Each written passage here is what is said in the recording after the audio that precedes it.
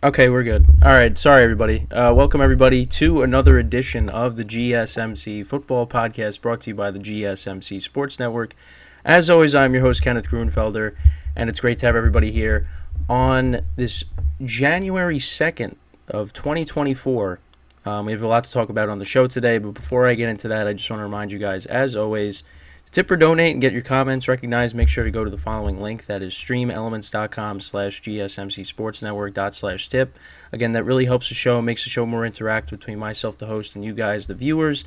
Again, that is streamelements.com/gsmcsportsnetwork./tip. And as always, it is displayed on the ticker on the bottom of the show segment down below.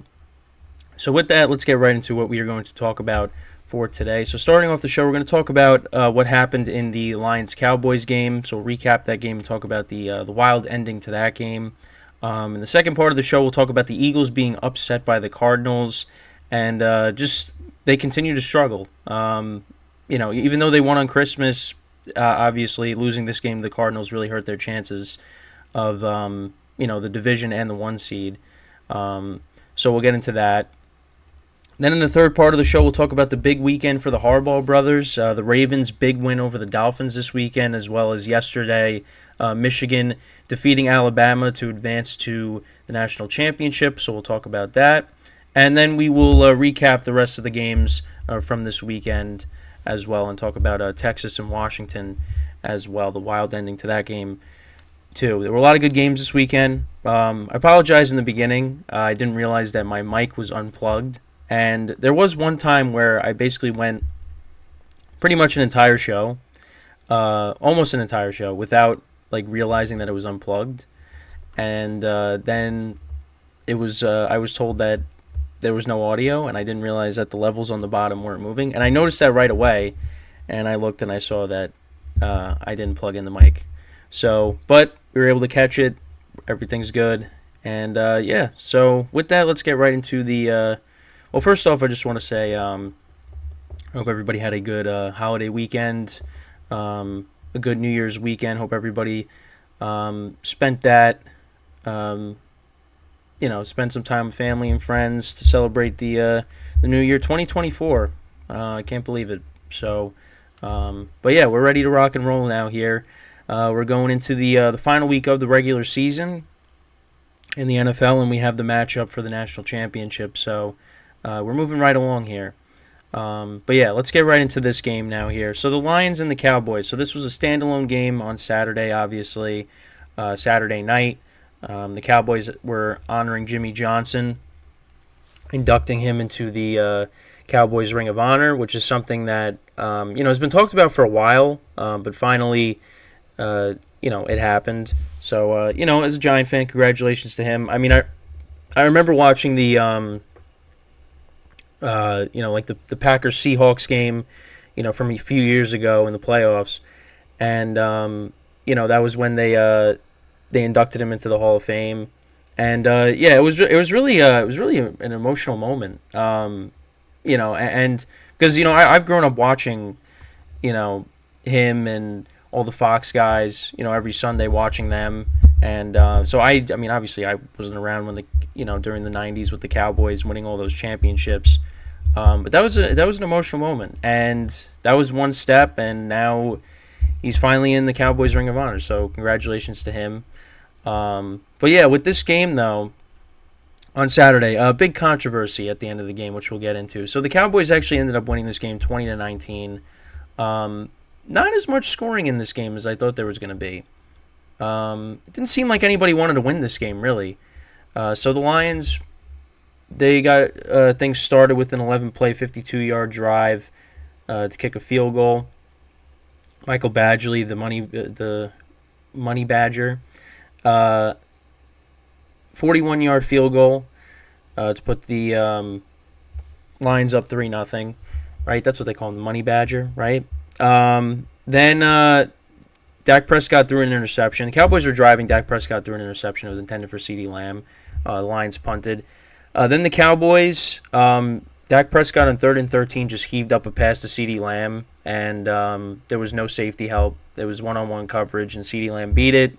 92-yard touchdown. That put them up 7-3. And I thought, yeah, the Cowboys are going to blow out the Lions after that. But not really. Then there were punts. Then Jared Goff threw a pick. I think that was the one that was on like the screen pass that they were trying to set up. And then the Cowboys fumbled. CeeDee Lamb fumbled. And then the Lions turned it over on downs. Both teams punted. So yeah, it was 7-3 at the half. So yeah, not a lot of scoring in this game. Then start the third quarter off. The Cowboys punted. Lions scored a touchdown. They went 13 plays, 74 yards down the field to put them up 10-7. And I think that was a David Montgomery touchdown from 3 yards out. And the Cowboys answered with a field goal. Brandon Aubrey, who's had a great rookie season, a 51-yard field goal. Then Michael Badgley kicked a 30-yard field goal on the Lions' next drive. So that put them up 13-10. Cowboys scored a touchdown. That was to Brandon Cooks. Dak Prescott to Brandon Cooks from 8 yards out. Both teams punted. Then Jared Goff threw an interception. And then the Cowboys kicked a field goal to put them up 20-13. Now, what I don't understand is, and I know a lot of people say the same thing, is why didn't they just run the ball? Because they ended up wasting the clock because Dak Prescott heaved the ball out of bounds. The Lions didn't have any timeouts left. So you could have just I think they had one, but still, you could have had them waste it, and you could have kicked a field goal, and they wouldn't have had much time to go down the field. But they went down the field pretty quickly. The Cowboys were playing prevent. It was all Sam Laporta, all the first two receptions. AmonRaSt.Brown had a 14-yard reception. Then Sam Laporta again, and then Jared Goff connected with St. Brown for an 11-yard touchdown. Now, this is where things get crazy. So Skipper, supposedly, well, at least on CBS, it shows how Skipper, the lineman, he reported as eligible. But it was really a Taylor Decker that was supposed to be the one that was reporting eligible on the play. So he caught the 2-point conversion. The Lions went for 2, and they got it. And I was happy. I was like, you know what, the Cowboys didn't cover for me.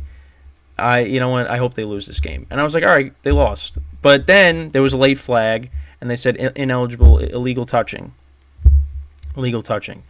on Taylor Decker. So the whole thing with this is that the Lions wanted Decker to report as eligible. But according to the refs, it was Skipper that reported as eligible. So that's why they got the illegal touching. So it's the Lions are saying one thing, and the refs are saying another thing. They're saying that Decker didn't go up to them. But you clearly see a video of them going over to the refs. And you see the ref shake his head, acknowledging that I guess that he reported eligible. But you also see Skipper running over too, I believe. So it's just, I don't know. It's just a whole mess with this. And yeah, I mean, with what happened this weekend, it cost the Lions a higher seed. Now, I think they should have just kicked the field goal and went to overtime, but they didn't do that. Because then they went for it again, and then the Cowboys were offside, so that moved them up. Well, I think they got pushed back. Then Micah Parsons, I think, was offside. So then that moved them up. And then they went for it. And they had the play right. It's just it wasn't a good thrown ball. And the tight end Mitchell dropped it, I believe, right? Yeah. So it ended up being incomplete. They didn't get the onside kick. And that was it. Cowboys won the game. But this is why, people have their complaints with the refs, and this is why people don't trust how these games are being officiated, because it's things like that. Because that was a late flag, that wasn't thrown right. I don't think that was thrown right away. Because the Lions were celebrating and everything, and then all of a sudden there's a flag and it's illegal touching. So, but yeah, this is why people have their complaints with the officiating, and I think there was miscommunication, but you could also see Dan Campbell on the sideline saying, "I told you," because before the game he talked to the officials about what their plan was. This is what we're going to run. At certain points during the game, and they messed it up at the end. But it was a miscommunication issue. But it's a little fishy. I'm not gonna lie. Now again, I don't want to say, like Jared Goff said, that the fix is in, because he said that, he doesn't think the fix is in, but It's just, yeah, there was some miscommunication there. But it's like, what was Decker doing over there if he wasn't, you know, if he wasn't reporting eligible? So, but yeah, that was one of the crazier games of the weekend. I mean, I don't know, but yeah, I mean, again, what we're going to talk about in the next segment, yeah, it affected what the Lions were going to do. The Lions getting a higher seed. You know, um, if they get that win. But again, I think they should have just kicked the extra point. I don't know why. I mean, I guess because the Lions kind of figured like we're kind of locked in the spot that we're in, so I might as well go for it. But I mean, if this was like a playoff game, I mean, it felt like a playoff game. Um, Obviously, that's not the case. You're going to kick the extra point to go to overtime. I mean, you would think, but I guess because maybe the Lions just felt like, we want to win this game right now. We kind of know where we're at in the playoffs. I mean, they're gonna be a top 3 seed, but it is what it is. But it's just the officiating needs to be better. And I mean, I don't know what the NFL can do, but it's things like this like that make you scratch your head and you're like, what are we doing?